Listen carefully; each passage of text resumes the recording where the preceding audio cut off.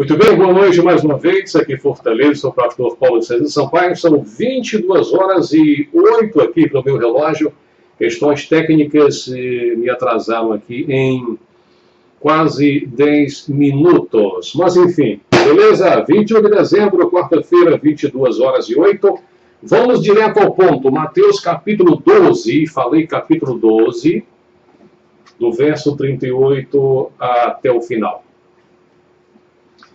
Então, alguns escribas e fariseus replicaram, mestre, queremos ver de tua parte algum sinal. Ele, porém, respondeu, uma geração má e adúltera pede um sinal, mas nenhum sinal lhe será dado, senão o do profeta Jonas. Porque assim como esteve Jonas 3 dias e 3 noites no ventre do grande peixe, assim o Filho do Homem estará 3 dias e 3 noites no coração da terra. Ninivitas se levantarão no juízo com esta geração e a condenarão. Por quê? Porque se arrependeram com a pregação de Jonas. E eis que aqui está quem é maior do que Jonas. Agora vejam, a rainha do sul se levantará no juízo com esta geração e a condenará. Por quê? Porque veio dos confins da terra para ouvir a sabedoria de Salomão. E eis que aqui está quem é maior do que Salomão. Muito bem, vamos para o versículo 43 que diz assim, quando o espírito imundo sai do homem, anda por lugares áridos procurando repouso, porém não encontra. Por isso diz esse espírito vagabundíssimo aqui, voltarei para a minha casa de onde saí. E, tendo voltado, encontra vazia, varrida e, detalhe, ornamentada. Então vai, isso é da maior gravidade, vai e leva consigo outros 7 espíritos piores do que ele, e entrando, habitam ali. E o último estado daquele homem torna-se pior do que o primeiro. Assim também acontecerá a esta geração perversa. Muito bem? Versículo 46, a partir daqui, vai falar sobre a família de Jesus Cristo. Estou em Mateus, capítulo 12, verso 46, para quem chegou agora. Falava ainda Jesus ao povo, e eis que sua mãe e seus irmãos estavam do lado de fora. Eu vou repetir para você. Falava ainda Jesus ao povo, e eis que sua mãe e seus irmãos estavam do lado de fora, procurando falar-lhe. E alguém lhe disse, tua mãe e teus irmãos estão lá fora e querem falar-te. Porém, esse porém é fantástico aqui, porém, ele respondeu ao que lhe trouxeram o aviso, quem é minha mãe? E quem são meus irmãos? E estendendo a mão para os discípulos, disse, eis minha mãe e meus irmãos. Por quê? Porque qualquer que fizer a vontade de meu Pai Celeste, esse é meu irmão, irmã e mãe. E mãe. Glórias a Deus. Agora veja, voltemos, portanto, ao versículo 36, que é começo de tudo. Então, alguns escribas e fariseus replicaram, mestre, queremos ver de tua parte algum sinal. É bom lembrar que estamos aqui no contexto onde dominava naquele mundo a língua grega. Eles aqui falavam o koiné, um grego simples, um grego popularesco, de fácil compreensão, de fácil assimilação, e não o grego clássico. Vou dar para vocês, aos que gostam de grego, uma pequena diferença entre o grego moderno de hoje e o grego, por exemplo, clássico. A seguinte frase em grego, você fala o grego? No grego clássico, a pergunta é katala veselenika. Katala veselenika. Você fala o grego?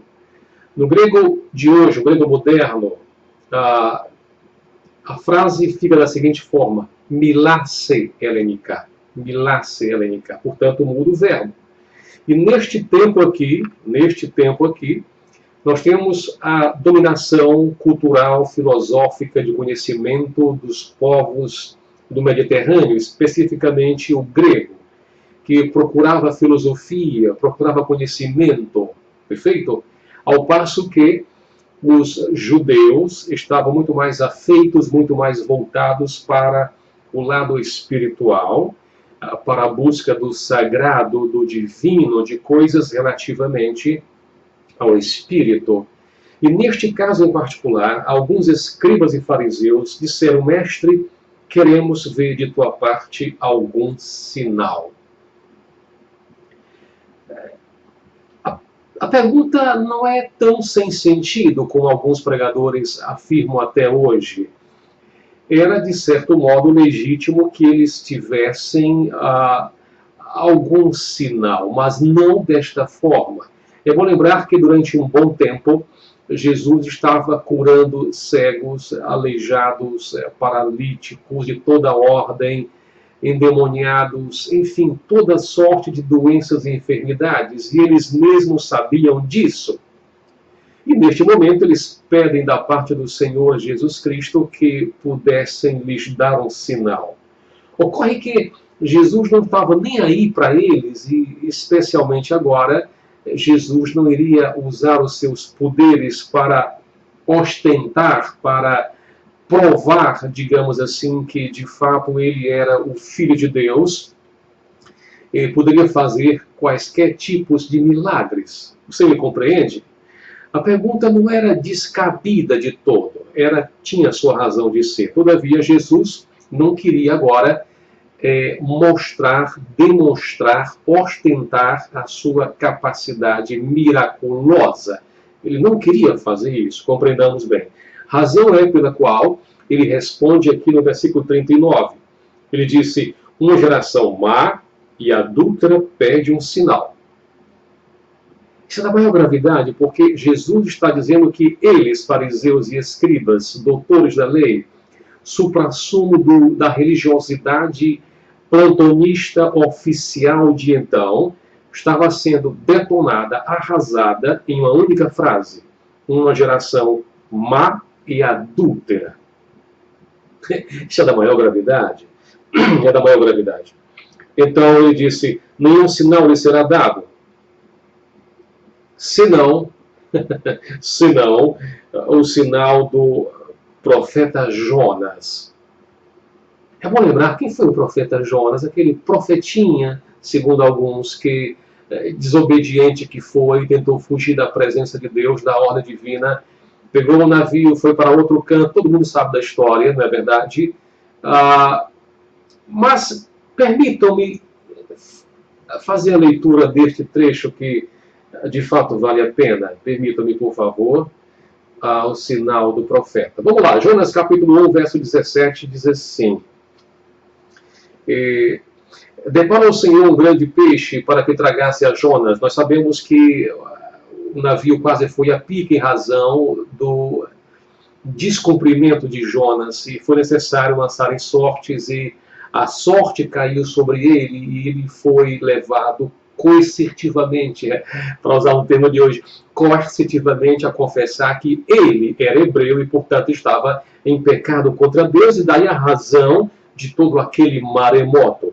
Você se recorda? Muito bem. Jogaram-no ao mar. Deparou o Senhor um grande peixe para que tragasse a Jonas, e esteve Jonas 3 dias e 3 noites no ventre do peixe. Então, Jonas, do ventre do peixe, orou ao Senhor, seu Deus, e disse: esta é a oração de Jonas. Que coisa fantástica, linda e curta. Ele disse assim: na minha angústia clamei ao Senhor, e ele me respondeu. Do ventre do abismo gritei, e tu me ouviste a voz, pois me lançaste no profundo do coração dos mares, e a corrente das águas me cercou. Todas as tuas ondas e as tuas vagas, grandes, maiores ondas, passaram por sobre mim. Então eu disse: lançado estou de diante dos teus olhos, e tornarei porventura tornarei a ver o teu santo templo. Olha que valor ele dava ao templo. As águas me cercaram até a alma, o abismo me rodeou e as algas ah, se enrolaram na minha cabeça. Então desci até os fundamentos dos montes, desci até a terra, sim, cujos ferrolhos se correram sobre mim para sempre. Contudo, fizeste subir da sepultura a minha vida, ó Senhor meu Deus. É a oração de Jonas. Quando dentro de mim desfalecia a minha alma, eu me lembrei do Senhor e subiu a ti a minha oração no teu santo templo. Os que se entregam à idolatria abandonam aquele que lhes é misericordioso. Percebe? Isso aqui é praticamente toda a oração que ele fez e o Senhor o ouviu. O que nos traz várias lições. Dentre elas, Jesus se preocupa com todos, não apenas com Jonas em si mesmo, não apenas com o seu povo, até com quem não é povo dele ainda. Prova incontestável é que Jonas foi pregar lá em Nínive, capital da Síria, bastante distante do povo de Israel. O que prova que se o nosso Deus mandou um profeta tão longe para pregar a um povo, e aquele povo de fato se arrependeu, muito mais carinho, muito mais amor, muito mais cuidado ele tem com você, Aguinaldo de Paula, com você, Ramiro Távora Viana, com você, Aida Rocha, com você, Claudemir Souza, e tantos quantos nos escutam hoje à noite aqui pela rádio Benedictus FM e por este canal. Então, Jesus disse, olha, nenhum sinal vou dar a vocês, a não ser o sinal do profeta Jonas. E assim como ele passou 3 dias e 3 noites no ventre do grande peixe, assim o Filho do Homem estará 3 dias e 3 noites no coração da terra. Ou seja, o sinal que Jesus estava dando a eles aqui agora seria o sinal da sua ressurreição. Mas a eles ainda lhes estava fechada a compreensão para isso. Eles sabiam dos 3 dias e 3 noites que Jonas havia passado na voragem do mar, dentro de um grande peixe. E, pelo amor de Deus, se você me perguntar que peixe foi, eu não sei. Eu não sei. E ninguém sabe se foi cachalote, se foi baleia, se foi... Enfim, isso pouco importa. A fé é tão grande que poderia ser até numa sardinha. Qual é o problema? Qual é o problema? A questão não é essa. O tamanho do peixe, que peixe foi? Então Jesus disse, eis o sinal que eu vou dar para vocês. 3 dias e 3 noites o Filho do Homem passará no ventre da terra. E aí sim, vocês vão compreender. Agora veja, ele, Jonas lá, pregou para os ninivitas e eles se arrependeram. Portanto, uma sentença que havia sido condenatória se transformou em sentença de salvação. Por quê? Porque Deus é capaz de mudar de ideia quando o homem também muda de ideia. Mas é óbvio isso, pelo amor de Deus. É óbvio. Isso é uma obviedade. Você me compreende? Então veja, ninivitas se levantarão no juízo com esta geração e a condenarão. Por quê? Porque se arrependeram com a pregação de Jonas. Do maior ao menor, do rei ao mais simples servo, todos eles, ninivitas, se arrependeram do que haviam feito de mal.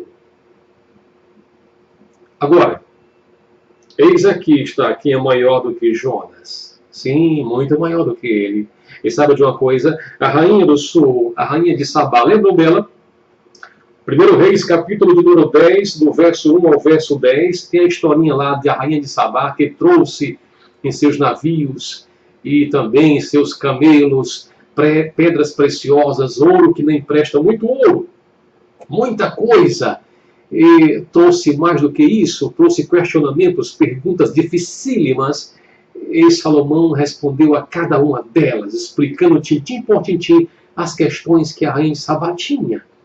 E ela foi obrigada a reconhecer que nenhum homem naquele tempo tinha tanta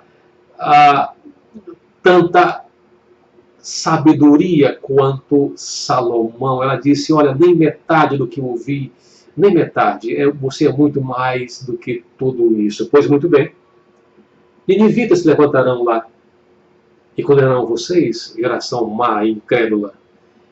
A própria rainha de Sabá, rainha do sul, que foi a Salomão, ela vai também condenar vocês que são religiosos, leem a palavra de Deus, o Antigo Testamento, e não têm a sensibilidade, para compreender coisas simples da vida.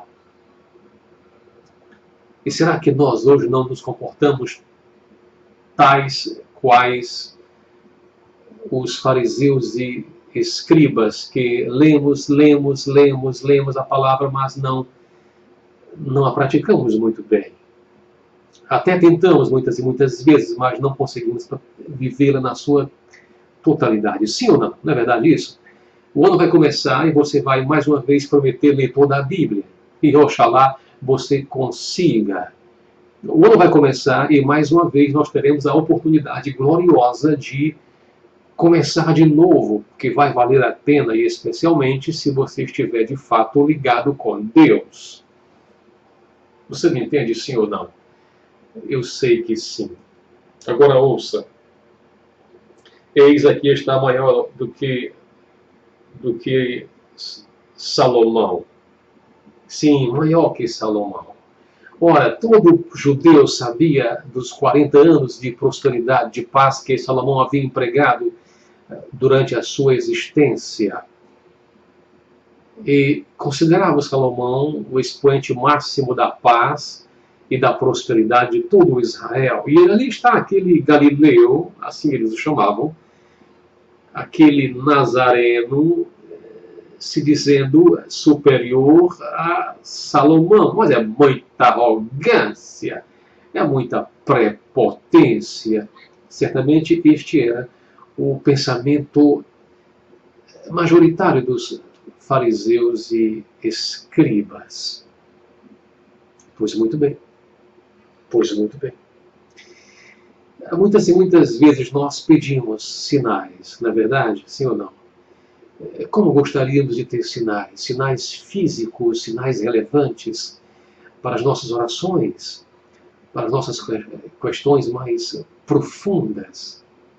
Mas é bom lembrar que a Bíblia Sagrada já está posta e fechada, o cânon foi fechado. Temos uma capa em Gênesis e outra em Apocalipse, portanto, toda a revelação já está posta, já está feita, já está dita.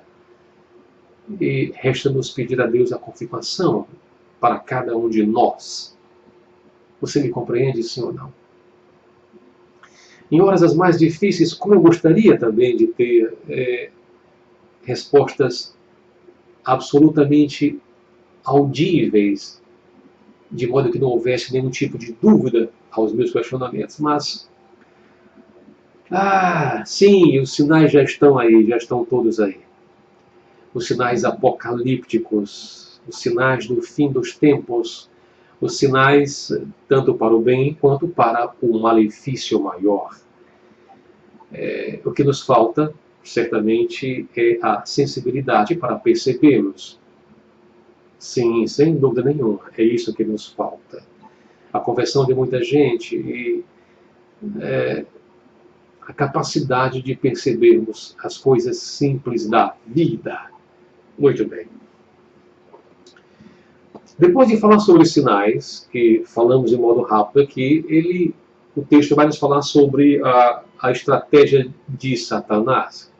E Paulo dizia que nós não somos ignorantes, sabemos muito bem quais são, mas mesmo assim a gente às vezes se deixa levar por algum tipo delas. Quando o espírito imundo sai do homem, anda por lugares áridos, procurando repouso, porém não encontra. Ou seja, quando Jesus expulsava os demônios, de fato expulsava, eles saíam. E no vácuo do demônio, naquele espaço, o espaço intra da pessoa, entrava, repousava, pousava o Espírito Santo.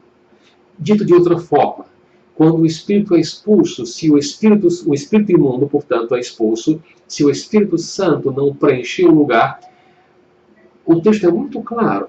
Diz o texto: por isso voltarei para a minha casa onde saí, e tendo voltado a encontro vazia, varrida e ornamentada. Ou seja, Ele sabia, Jesus sabia, os demais sabiam que se alguém tem o espírito imundo expulso de si, é necessário, é mistério, é fundamental que o Espírito Santo venha preencher este vácuo. De outra forma, o espírito imundo volta e vai encontrar a casa varrida. Isso é uma metáfora. Uma casa vazia, ornamentada, pintada, decorada, para aquele mesmo espírito vagabundíssimo voltar e pousar. E o que é pior, ele pode trazer 7 outros espíritos. Você me compreende? É por isso que, às vezes, é tão difícil alguém, de fato, se ver livre. Porque a pessoa vai a um culto, de repente, e há uma oração de um servo de Deus, e uma serva de Deus, o espírito é expulso, mas se a pessoa não fica firme na fé, não procura, não se edifica, não fundamenta, consolida a sua fé, ora, pelo amor de Deus, o espírito volta e vai encontrar a casa vazia, ornamentada, pintada, decorada, e vai ser muito pior o estado agora do que antes. É o que o texto diz, não é tão difícil compreender, é o que o texto está dizendo. Percebe? Amém. Amém por isso. Então, como é que se livra disso? Além da oração, da dedicação, do jejum, porque algumas castas só saem de fato com oração e jejum. Isso é fato, o próprio Cristo disse isso de muitas formas. Há de se preencher. O maior vazio que nós temos é o vazio por Deus, é o vazio de Deus. Grandes teólogos, filósofos já disseram isso nas mais diferentes épocas. É o chamado vazio existencial, o vazio que há no coração de cada um de nós.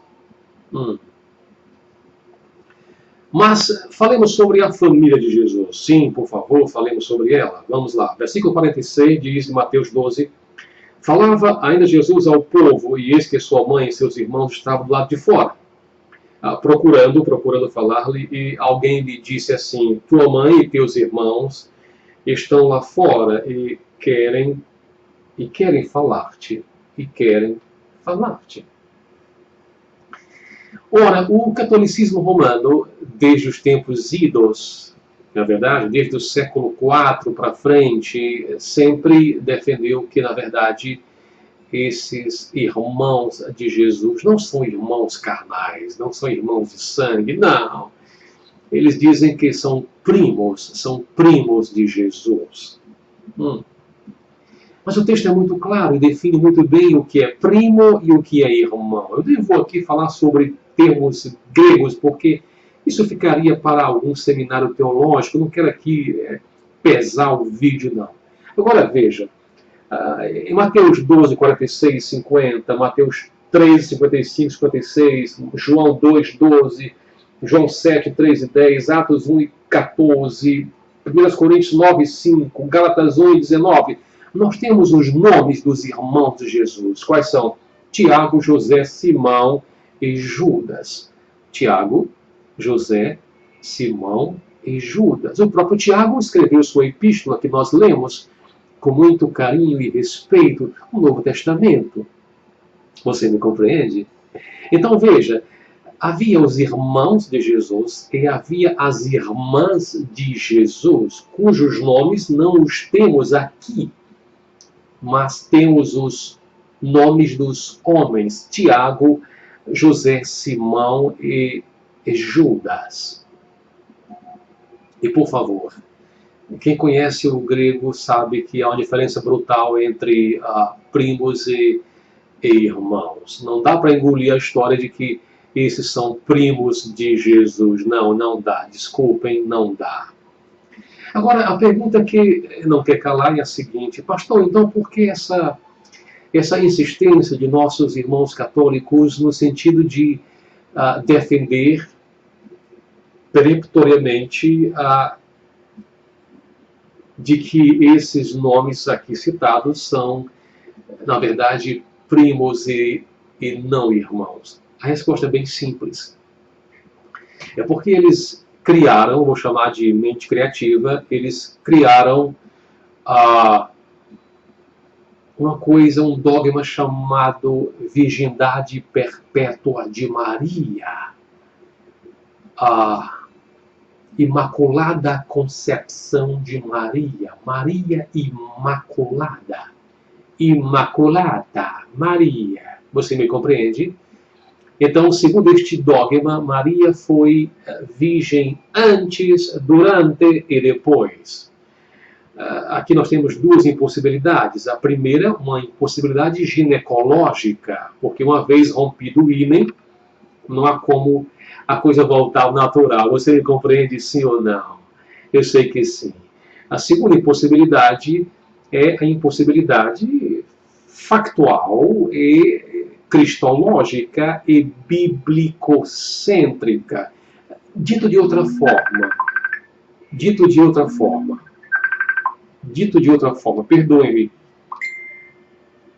perdoe-me, aqui tivemos uma pequena interrupção, não sei se estamos retornando, espero que estejamos retornando em nome de Jesus. Muito bem. Mas este dogma católico da virgindade perpétua de Maria prevalece sim até hoje. São já mais de 2000 anos, não é? Ou quase 2000 anos que prevalece essa questão. Sem dúvida nenhuma. Sem dúvida nenhuma. Muito bem. Agora veja. Muito bem. Apertou errado, ok, campeão, beleza. Apertou errado aqui e quase que nos interrompe. Não vai ser nada, meu querido, a paz do Senhor, é só alegria. Então tá, onde é que eu estava? Sim, eu estava no dogma da virgindade perpétua de Maria, Maria Imaculada, né, Imaculada na sua concepção. Bom, nós sabemos que a verdade é outra. Agora, existe uma coisa no catolicismo romano que nós temos que ter o maior respeito. Aliás, o respeito convém a todos, não é? Podemos divergir em pontos, não é? E podemos concordar, digamos assim, grosso modo, não é? Grosso modo, lato sensu. Uma coisa eles fazem muito bem, que é a catequização. É bom lembrar que quando os portugueses chegaram ao Brasil em 1500, quando Cabral aportou no Brasil, já trazia em suas caravelas padres e seminaristas, e nós sabemos a história, e desde sempre houve uma catequização. É bom lembrar também que até o ano 1517,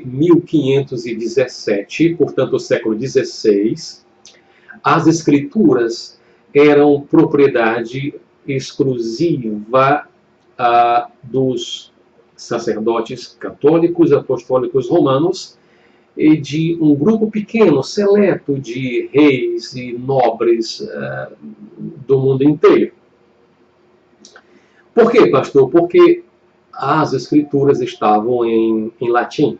Claro, também em grego e hebraico, mas se o povo não compreendia nem o latim, quanto mais o grego e o hebraico, você há de concordar comigo. Portanto, foi um monge catolicíssimo agostiniano chamado Martinho Lutero, que em 1517, em 31 de outubro, ele afixou as 95 teses no castelo de Wittenberg e ali deu início à Reforma Protestante. Próximo ano, nós faremos 500 anos de Reforma Protestante. A partir de Martinho Lutero, com a invenção da imprensa, ele produziu a escritura em alemão.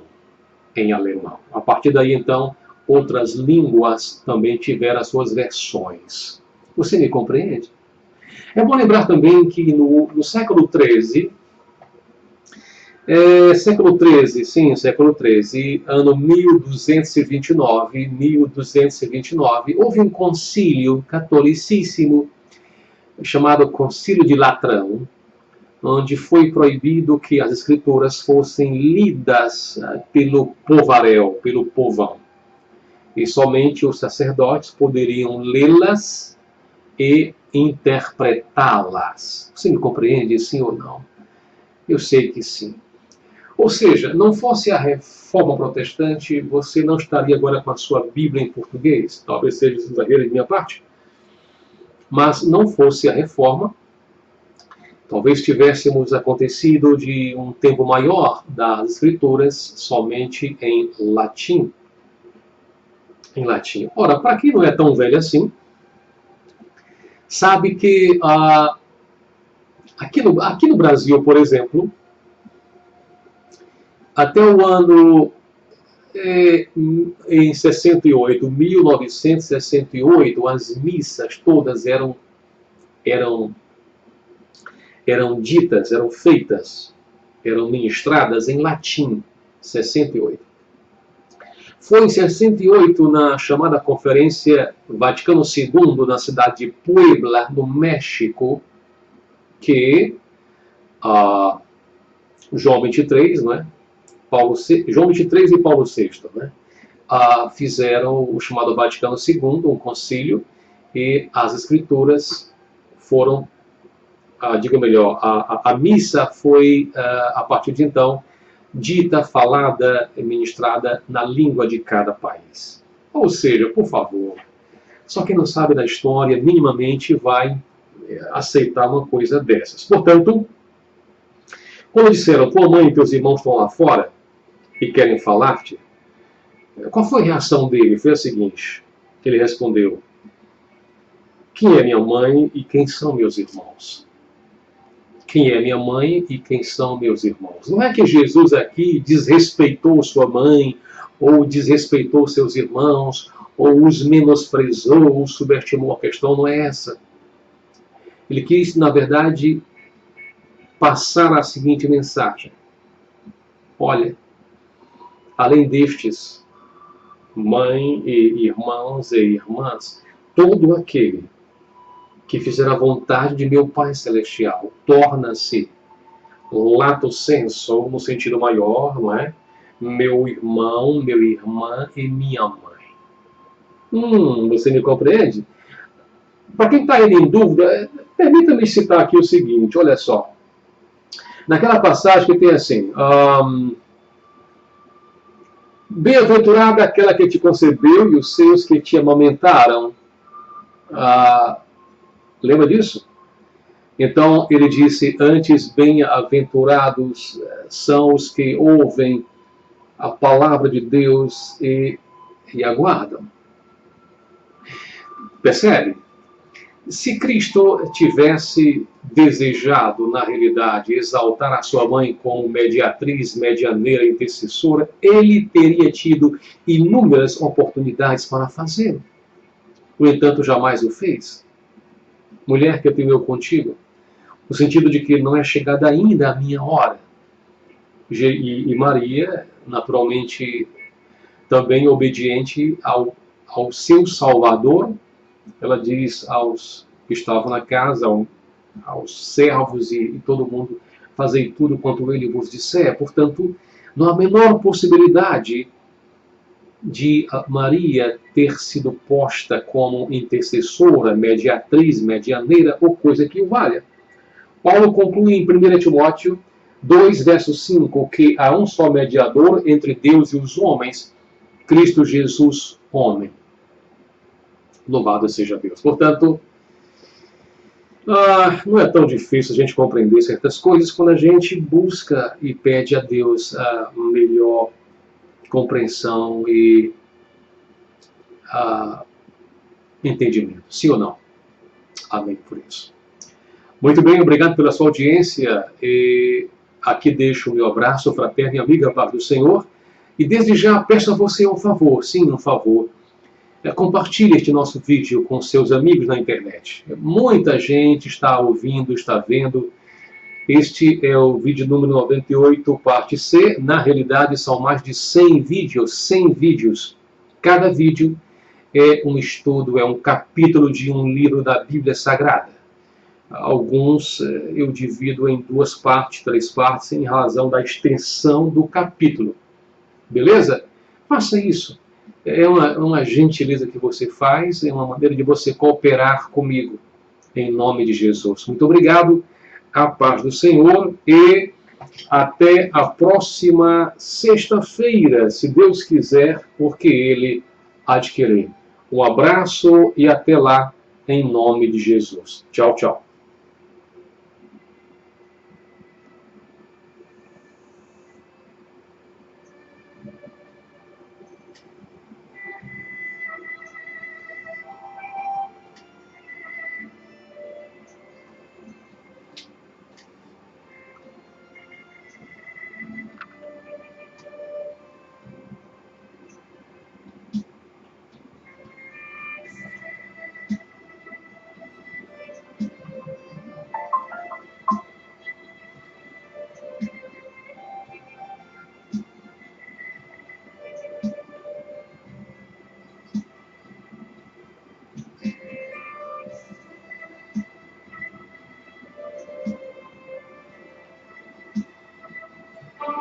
Benedito da Vida, lugar de gente feliz.